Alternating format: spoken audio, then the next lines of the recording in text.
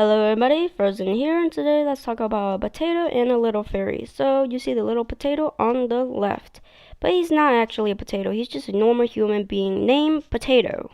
So Potato's mother and father would fight every so often, while Potatoes just stand there and eat an apple like he don't care. So one day after an episode, he decided to fly a big kite into the sky because he found someone in the sky that he doesn't know is a fairy, but he's like, oh, there's someone in the sky, so I have to get this kite into the sky. So the gods decided to help him. So they had a big gust of wind, and he actually had the kite fly into the sky.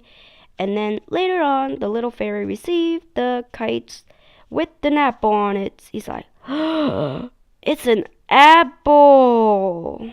It will never go bad. It will never rot. It will always be this red. Yes, the little potato is as smart as you, little fairy. So the little met up and is laying in the grass, very dead grass, and telling each other, we don't know each other yet, so should we just slowly move on? So the little fairy had to go back into the sky, but decided to come back because she is slowly falling for the little potato that's talking to her. Okay. So she came back once again, but now little potato is going delusional and imagining things. You're not imagining things, little potato. She is actually the little fairy, so you're not delusional. After a couple episodes, the little fairy's father decided to marry off Potato to another gal. Because you have to go by the book. What the red book says, you have to marry. So the little fairy decided to faint because that's how drama should go. The girl faints and then everybody should worry about her. Yes. So this is just a scene where little Potato's mom and dad is gone into a better place now, and Potato is giving his last respect to his mom and dad. Alright, other than talking about Potato, let's talk about his friend who is taking his girlfriend into this patch of blossom trees and is walking into the blossom. After one day, the friend's hair went white. I don't get why every single drama after a day of stress, your hair goes completely white. Does it really happen?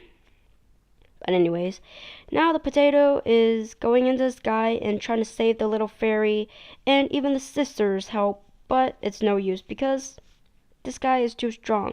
But this guy decided to help little potato, so he's like, you should go save the little fairy so we can be happy together.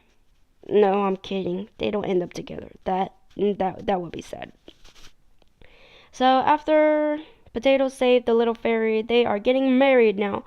But don't get too happy too soon. Do you know why? Because the little fairy's father is like, you only have 100 days to be happy together, so make it last while you are still together. This is just another happy scene where the mother and the little fairy's sister is just sending off kites into the sky. I don't get why the kites always fly into the same exact place. Why doesn't a wind pick it up and fly into another place?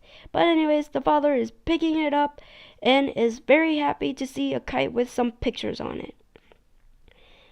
Now, the little fairy is preggo now, but it's sad because this is the last day of the 100 days period.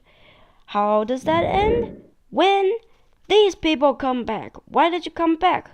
Because the 100 days won't be here if you don't arrive, I think.